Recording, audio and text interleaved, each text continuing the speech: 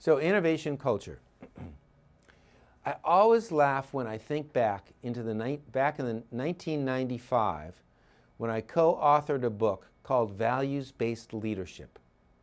And we would go into companies, meet with a CEO, and we'd say we'd written this book on values and wanted to talk to them about it. Often their first response back to us would be, "Oh, have you met with our HR person? Because that's the person in charge of values." Or the second would be, "Did you see the values plaque on the wall in our lobby? Is that what you mean?" Now, of course, both of those examples are not what we mean. It's really the job of the CEO to view themselves as the conductor of the orchestra to set the culture. Now, what's that mean? That means that he or she has to be the primary person pulling throughout the organization the values and the norms that will create an innovative culture. What's that mean? That means that first we need to start with an approach that will get the values of the organization from every single individual. But wait a minute, you say, what if we have 5,000 employees? How would we do that? Well, that's part of this whole values adoption process. What you really need to do is take the time to solicit that type of information from all employees. What are their beliefs? What do they view as the most important values that our company or organization should adopt in order to have an innovation culture?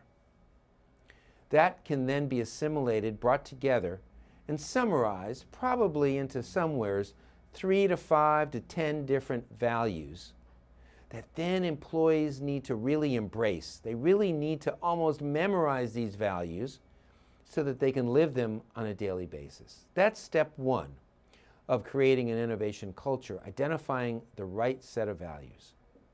The second is identifying the norms, the behaviors, or the communication approaches that we want to take with people. How do we want to interact? How much honesty do we really want to convey? How do we want people to behave with each other on a daily, weekly, and monthly basis? So what are the norms that we want to cultivate to be able to foster an innovation mindset and culture within our organization? A third vitally important piece that CEO, architect, or conductor needs to put in place are metrics. How are we going to measure innovation success? What financial metrics will we use? What culture metrics will be put in place? Are we looking to measure the difference between breakthrough innovation and incremental innovation? What are the metrics for our pipeline? How many concepts do we want in stage of development? How many for prototype development? What's our overall return on innovation going to be? It's these types of metrics that are so important to set up to help guide the culture. And sometimes metrics aren't viewed as a component of culture, but I see them being the core link between the innovation strategy, what we want innovation to do for us, and innovation culture, how we get people to behave in a way that will deliver against that innovation strategy. So we have to measure that. And just one last point on metrics. Metrics have to be simple enough that people throughout the organization have to understand what they are. So let's not use discounted cash flow and internal rate of return and other metrics that perhaps people won't understand. Let's use simple, what percent of our total revenues have come from new products, have come from new services over the past 5 years? What's our success rate out of 100%? It's simplifying the metrics in a way that people can also understand how well we're doing. The last component of building the right innovation culture is creating financial and psychic rewards.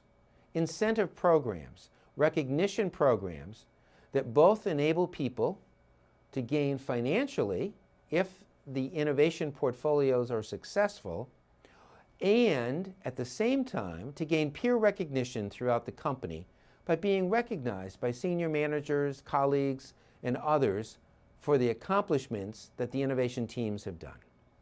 So what might this look like? A financial reward could be taking a percentage of your existing bonus, and instead of that being only 10% of your bonus coming from innovation successes, what if you made it 100%? What if you made it 80%? That would certainly capture the attention of people working on that innovation team, along with senior managers, if we really ramped up the percentage of their annual bonus to come from how well we did on the innovation front. Or perhaps you let people invest $10,000 into innovation stock options. And those innovation stock options enable people over a 5-year time period to take 2% of all earnings that have come from a portfolio of new innovations launched in the marketplace, and that's their own personal return. So that means in 5 years, for that $10,000 investment, they may go home with nothing because that was the total earnings return, or they might go home with a check for $350,000 because that represented 2% of the earnings of that portfolio. Now, of critical importance, besides financial rewards, are also peer recognition rewards. So having a company-wide innovation annual awards program where you bring hundreds of people together and recognize the accomplishments of teams and individuals and hand out checks and trophies and the like are all ways of building innovation recognition. Or holding an innovation day within a company where you bring all employees together, even if it's a global organization, and you have 4 different regional meetings around the world where Innovation Day, again, is aimed at really elevating the importance of innovation within a company. Lastly, for an innovation culture to work, it needs time. This won't happen overnight.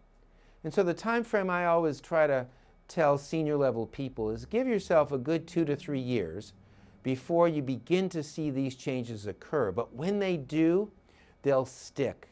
And that stickiness or that traction is what will really enable you to accelerate your innovation success over time.